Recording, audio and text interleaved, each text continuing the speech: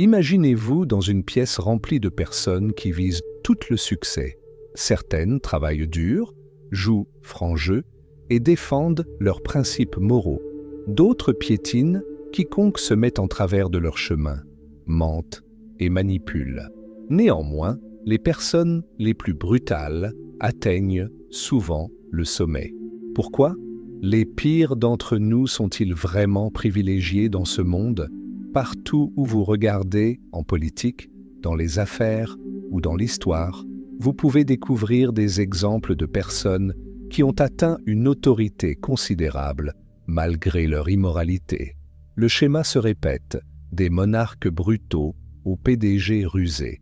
Ce n'est pas simplement une coïncidence, c'est une caractéristique de la nature humaine qui est ancrée dans nos systèmes sociaux et notre psychologie évolutionnaire. Lorsque les ressources sont limitées, la concurrence est inévitable. Ceux qui hésitent et qui recherchent toujours la justice sont souvent laissés pour compte. Pendant ce temps, les personnes qui sont prêtes à profiter des autres, à mentir et à les contrôler, réussissent. Cette terrible vérité nous oblige à nous poser une question inconfortable. La moralité est-elle une vulnérabilité dans la lutte pour le pouvoir? C'est là la contradiction. Même si les pires individus connaissent souvent un succès à court terme, l'histoire regorge d'exemples de leurs échecs. Outre la raison de leur ascension, la question est de savoir si leur succès peut être durable. Qu'est-ce que cela signifie, plus précisément, pour ceux d'entre nous qui ne sont pas prêts à compromettre leurs valeurs? Selon Nietzsche, le pouvoir est une force de vie incontestable, qui n'est ni bonne ni mauvaise en soi, mais plutôt une réalité de la vie. Nous devons d'abord comprendre l'essence du pouvoir, afin de comprendre pourquoi les pires individus réussissent. Et pour y parvenir, nous devons examiner l'un des concepts les plus controversés de Nietzsche, la morale du maître par opposition à la morale de l'esclave. Examinons la question de plus près. Imaginez deux combattants sur un champ de bataille. L'un est courageux, fort et déterminé. Sans demander la permission, il prend ce qu'il veut et façonne l'univers à sa convenance. L'autre est craintif, il recherche la justice, attend l'approbation des autres et espère que sa droiture sera récompensée. Lequel de ces deux a le plus de chances de survivre? Lequel a le plus de chances de gagner? Friedrich Nietzsche soutenait que la morale est le produit de luttes de pouvoir historiques plutôt qu'une réalité universelle. La morale du maître et la morale de l'esclave étaient les deux systèmes moraux fondamentaux qu'il observait. Ce ne sont pas de simples idées théoriques. Elles expliquent pourquoi ceux qui valorisent la gentillesse et la justice souffrent, tandis que d'autres, impitoyables, accèdent souvent au pouvoir. La morale des puissants, des conquérants et des dirigeants est connue sous le nom de morale des maîtres. Elle repose sur des vertus telles que le pouvoir, l'ambition, la bravoure et la force. Ce qui est bon pour les maîtres est ce qui leur permet de régner, de créer et d'imposer leur volonté au monde plus facilement. Ils ne cherchent pas à être approuvés. Ils déterminent leurs propres valeurs. Ils acceptent d'être responsables de leur destin et ne considèrent pas la vulnérabilité comme quelque chose qui doit être protégé. C'est juste quelque chose à dépasser. À l'inverse, la morale de l'esclave est la morale des opprimés, des impuissants et de ceux qui sont incapables d'imposer directement leur volonté. Elle exalte le sacrifice de soi, l'obéissance et l'humilité plutôt que la force. Elle enseigne que le pouvoir est intrinsèquement mauvais et que la souffrance est honorable. Selon Nietzsche, il s'agit d'un code moral développé par ceux qui sont incapables de dominer, une adaptation psychologique qui leur permet de vivre dans une société dominée par les puissants. Mais la réalité est troublante. L'émergence du vice n'est pas stoppée par la morale de l'esclave. Elle la rend possible. Elle place l'autorité entre les mains de personnes qui n'ont aucun respect pour la morale, en dénonçant l'ambition et le désir de pouvoir. Ceux qui adoptent la morale du maître prennent les commandes pendant que les nobles d'esprit font une pause. Et les résultats sont inévitables dans un monde où l'hésitation équivaut à l'échec. Qu'est-ce que cela signifie pour nous, alors? Devons-nous renoncer complètement à la morale et suivre la voie de la cruauté, où la vertu et la force peuvent-elles être conciliées d'une autre manière? Nous devons examiner la psychologie des individus qui aspirent à des postes d'autorité et qui refusent d'être victimes de leur situation afin de trouver une solution. Imaginez une immense étendue sauvage. Dans ce monde, la survie n'est pas une question de gentillesse ou de justice. Tout est question de courage, de souplesse et de détermination à aller au-delà des attentes. Le lion chasse sans demander la permission. La tempête ne dit pas qu'elle est désolée pour les dégâts qu'elle a causés. La nature ne récompense pas la moralité. Ceux qui peuvent persévérer et exercer un contrôle sont récompensés. La société humaine ne fait pas exception. La lutte primordiale pour l'existence continue de faire rage sous nos lois et nos contrats sociaux. Les personnes puissantes ont souvent une caractéristique en commun, la brutalité. Pas nécessairement la brutalité, mais la capacité à prendre des mesures décisives sans remords ni indécision. Ce n'est pas une coïncidence.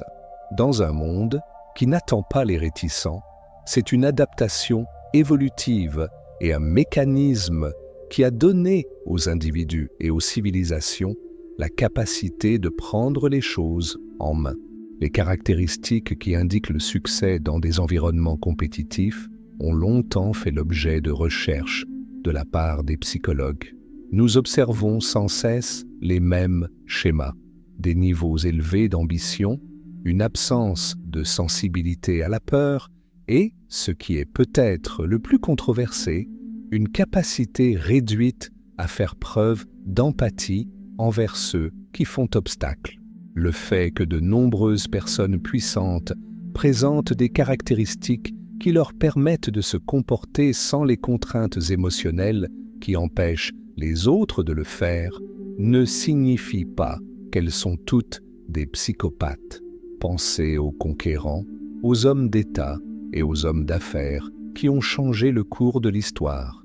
Le schéma est visible de Jules César aux magnates des affaires contemporains. Le pouvoir se prend, ne se donne pas, et l'hésitation est un handicap. Les plus forts prennent les choses en main sans attendre d'approbation. Ils prennent des risques, se lancent, puis en paient le prix. Pour cette raison, les impitoyables émergent fréquemment, tandis que les réticents restent en retrait. Mais voici le problème. La cruauté ne suffit pas à elle seule. Ceux qui manquent de sagesse dans des positions d'autorité connaissent souvent une fin tragique. Les mêmes traits qui aident quelqu'un à réussir peuvent aussi jouer contre lui. Les forces mêmes qui ont dominé un leader finiront par le dévorer s'il se contente d'utiliser la peur pour régner. Les tyrans de l'histoire ont cru qu'ils étaient invincibles jusqu'à ce qu'ils se trompent. Cela signifie-t-il que la morale et la justice sont vouées à l'échec si les personnes les plus impitoyables accèdent fréquemment au pouvoir? Pas toujours. Mais pour comprendre pourquoi, nous devons nous confronter à l'une des plus grandes idées fausses de la société contemporaine, la notion que tout est juste. On nous rassure dès notre plus jeune âge en nous disant que la justice triomphera toujours, que le monde est juste et que les bonnes actions sont récompensées. Les théories morales, les enseignements religieux et les contes de fées soutiennent tous cette idée.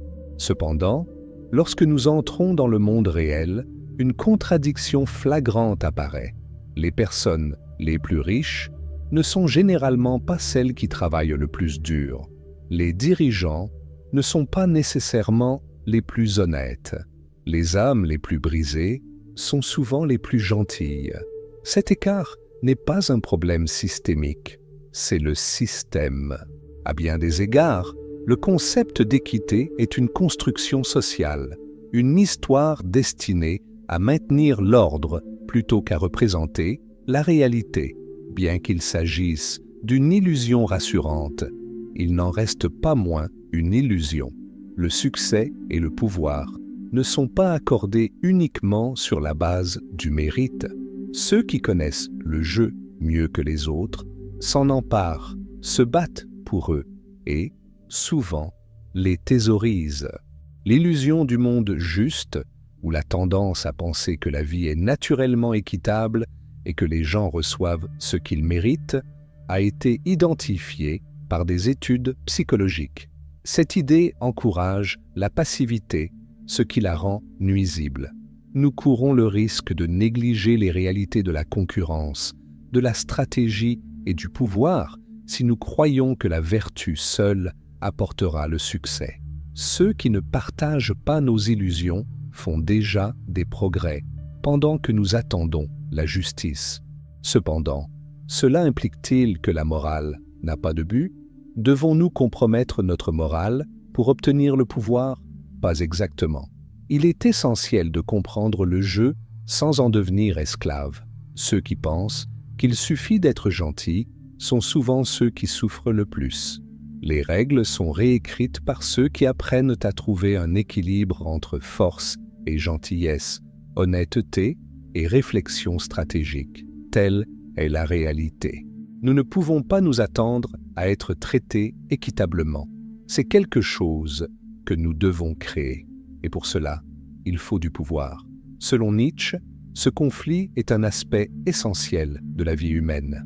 Sa réponse n'était ni de devenir aveuglément impitoyable, ni de céder à l'illusion de la justice. Il indiquait plutôt une voie plus grande, qui allait au-delà de la brutalité et de la faiblesse. Pour comprendre cela, nous devons examiner l'un de ses concepts les plus révolutionnaires, l'Übermensch, la personne qui transcende la morale, les illusions et les contraintes. Imaginez-vous au bord d'un immense gouffre. Le monde tel qu'il est, rempli d'injustices, de contraintes et du poids étouffant des conventions, est derrière vous. L'inconnu vous attend, un chemin que seuls les courageux osent emprunter. La plupart s'arrêteront, paralysés par l'incertitude et la peur. Cependant, certains sauteront. Ce sont les Übermenschen, des personnes qui transcendent la société, se tracent leur propre chemin et réinterprètent l'autorité selon leurs propres normes. L'Übermensch, ou surhomme, tel que défini par Friedrich Nietzsche, n'est ni une domination aveugle ni une puissance physique. Il s'agit de se vaincre soi-même. L'Übermensch est une personne qui défie la morale imposée, refuse d'être victime des circonstances et choisit de contrôler son propre destin plutôt que de vivre selon les normes sociales. La volonté de puissance est au cœur de l'Übermensch. La volonté de puissance consiste à embrasser ses instincts les plus profonds afin de créer, transformer et imposer un sens à un monde dénué de sens par opposition à la morale passive de la culpabilité et de la soumission. Le contrôle de soi est plus important que le contrôle des autres. L'Übermensch avance, libéré des illusions de la société, tandis que les faibles sont retenus par la peur. Mais voici le secret. La cruauté pour la cruauté n'est pas ce qu'est l'Übermensch. L'Übermensch n'a pas besoin d'approbation, contrairement aux despotes et aux dictateurs qui prennent le contrôle parce qu'ils sont peu sûrs d'eux. Ils sont forts intérieurement. Comme leur autorité est autogénérée et n'est pas affectée par un succès temporaire ou une approbation extérieure, ils ne comptent pas sur la tromperie ou l'oppression. Pour cette raison, même si les pires individus prennent le pouvoir, ils ne pourront jamais transcender. Ils utilisent sans pitié la force et la manipulation pour grimper dans un jeu éphémère. L'Übermensch, en revanche, construit quelque chose de plus grand que lui-même, en jouant le jeu infini. Il ne se contente pas de prendre, il crée. Comment pouvons-nous alors représenter cela? Comment éviter de devenir comme les impitoyables, tout en survivant dans une société qui les encense? La solution consiste à considérer le pouvoir comme un outil plutôt que comme une arme. Apprendre à être compétitif dans un monde qui n'attend pas les gens de bonne volonté est la prochaine étape. Imaginez ceci. Les règles de ce jeu à enjeu élevé sont fixées par des joueurs qui veulent gagner à tout prix. Vous perdez si vous hésitez et croyez que la justice vous protégera. C'est la réalité à laquelle beaucoup de gens sont confrontés en politique, dans les affaires et dans la vie quotidienne. Les impitoyables en sont conscients. Ils prennent ce qu'ils désirent. Mais cela implique-t-il que pour vivre, vous devez adopter leurs traits de caractère? Pas toujours. La plupart des gens font l'erreur de penser qu'ils n'ont que deux options: choisir d'être une victime ou impitoyable. Cependant, une troisième voie existe, une voie qui combine l'éthique et la pensée stratégique, une voie qui préserve votre esprit tout en vous permettant d'être compétitif. L'idéologie de Nietzsche n'était pas celle d'une domination aveugle. Il s'agissait d'être soi-même tout en surmontant ses faiblesses. Le secret est de comprendre le pouvoir sans en devenir l'esclave. Voici comment. L'idée que les gens se font d'une vie juste est l'une de leurs plus grandes faiblesses. Elle ne devrait pas l'être. Elle ne l'était pas. Très tôt, les plus redoutables rivaux le reconnaissent. Ils ne perdent pas de temps à se plaindre de l'injustice. Ils se familiarisent avec les règles du jeu et en tirent parti. Cela n'implique pas un mépris de la morale. Cela implique de reconnaître que le pouvoir est neutre et qu'il est mieux utilisé par ceux qui le comprennent. Beaucoup de gens échouent parce qu'ils croient que la compassion à elle seule peut mener au succès. Cependant, le pouvoir est rarement accordé. Il est déjà pris. Cela n'implique pas la cruauté. Cela implique cependant de comprendre les pensées des personnes qui tenteraient de profiter de vous. L'empathie stratégique est la capacité à bien lire les gens, à comprendre leurs motivations et à prédire leurs prochains mouvements. Elle vous permet de faire face à la tromperie sans en devenir un vous-même.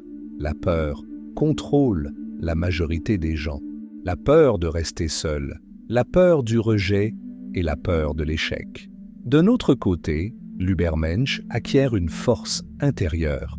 Cela implique d'accepter l'inconfort, de prendre des risques et de poursuivre ses propres objectifs malgré la résistance. Les personnes les plus prospères ne cherchent pas l'approbation. Lorsqu'il n'y a pas d'opportunité, elles les créent. La cruauté aveugle et la cruauté contrôlée sont deux choses différentes. La première est une destruction sans but. La seconde est la capacité à prendre des décisions difficiles sans se poser de questions.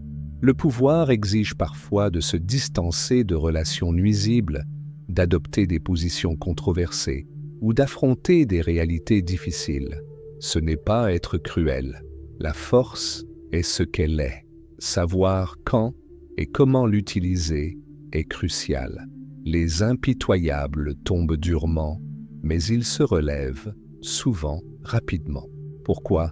Parce que l'exploitation, et non la créativité, est le fondement de leur autorité. Un véritable Übermensch se développe. Il peut s'agir d'une entreprise, d'un concept, d'un mouvement ou d'un changement en soi. On devient indispensable lorsqu'on apporte de la valeur ajoutée. Comme on gagne son pouvoir plutôt qu'on ne le prend, on n'a pas besoin de manipuler. Peut-on s'épanouir dans une société qui loue la brutalité? Bien sûr, mais seulement si vous commencez à conquérir le pouvoir selon vos propres conditions. Cessez d'attendre l'équité et arrêtez de jouer selon les anciennes règles. Cependant, cela nous amène à la question la plus importante. Le pouvoir est-il intrinsèquement mauvais ou est-il simplement mal interprété? La force, c'est le pouvoir qui régit le monde, qui influence la vie de ceux qui le détiennent et de ceux qui y sont soumis. Mais le pouvoir est-il intrinsèquement mauvais? La domination n'était pas le seul aspect du pouvoir que Nietzsche examinait. Il avait aussi à voir avec la création. Selon Nietzsche, le désir de pouvoir est souvent mal interprété. Il ne s'agit pas d'écraser les gens sous son pouvoir. Il s'agit d'être plus que ce dont on a toujours rêvé, d'aller au-delà de ce que l'on est et des contraintes du présent. Cependant, la corruption et le pouvoir ont souvent été associés à travers l'histoire. Nous avons vu d'innombrables dirigeants succomber à la tyrannie, à la cupidité et à l'ego après avoir pris le pouvoir. Nous nous demandons si le pouvoir est mauvais à cause de ce dilemme, ou bien cela ne fait-il que mettre en évidence les aspects les plus laids des gens. Selon Nietzsche, le but ultime de l'autorité n'est pas de blesser les gens. Il s'agit de s'élever au-dessus de soi-même, de viser la grandeur et de développer de nouveaux idéaux plutôt que de céder à la morale imposée par la société. Mais l'autorité apparaît souvent corrompue en raison de la boussole morale de la société. Une personne qui aspire au pouvoir est parfois considérée avec méfiance dans une société qui valorise la vertu. Et si, cependant, il s'agissait d'un malentendu? Et si vous viviez simplement la version la plus pure, la plus authentique et la plus irréprochable de la vie, en rejetant la morale traditionnelle et en établissant vos propres règles? Nietzsche croyait que la volonté de puissance était plus qu'un simple désir de dominer les autres. C'était une puissance intérieure, un désir de vivre pleinement sa vie et d'atteindre son plus grand potentiel. Dans ce contexte, la recherche du pouvoir se transforme en une quête morale qui vous pousse à dépasser les normes sociales et à vivre votre vie comme bon vous semble. Cela implique-t-il, pour autant, que tous ceux qui recherchent le pouvoir sont de bonnes personnes? Pas toujours. Le pouvoir peut être une lame à double tranchant qui peut soit apporter l'illumination, soit la dévastation. L'intention fait la différence. La recherche du pouvoir est-elle un moyen d'imposer sa volonté aux autres ou un moyen de se dépasser et de créer un monde qui correspond à ses objectifs les plus nobles? Le pouvoir est-il donc mauvais? Pas nécessairement. C'est un outil qui peut conduire à une grandeur impensable lorsqu'il est utilisé par quelqu'un d'intègre. Cependant, il révèle les côtés les plus sombres de la nature humaine lorsqu'il est utilisé pour opprimer les autres ou pour un bénéfice personnel. Par la force, la discipline et un dévouement sans faille pour devenir plus que ce que nous sommes aujourd'hui, Nietzsche nous met au défi de repenser le pouvoir comme quelque chose à maîtriser plutôt qu'à craindre. S'il y a une chose que ce thème nous enseigne, c'est que le pouvoir n'est pas simplement une question de force ou de brutalité, mais d'intelligence, de stratégie et de dépassement de soi. Nietzsche nous montre que la vie n'attend pas ceux qui ne croient qu'en une justice passive. Le véritable défi n'est pas de se conformer ou de devenir impitoyable, mais de trouver un chemin où force et éthique vont de pair. Si cette vidéo vous a fait réfléchir, vous a aidé à voir le monde d'une manière différente ou à contribuer à votre croissance, veuillez laisser un pouce levé de n'importe quelle valeur. Cela renforce la chaîne et m'aide à continuer à apporter des réflexions qui font la différence. Et, bien sûr, n'oubliez pas d'aimer la vidéo, car cela permet à plus de personnes d'accéder à ces connaissances. Si vous n'êtes pas encore abonné, abonnez-vous à la chaîne pour ne pas manquer les prochains contenus. Maintenant, dites-moi dans les commentaires, le pouvoir corrompt-il ou révèle-t-il simplement la vraie nature de quelqu'un? Je veux savoir ce que vous en pensez.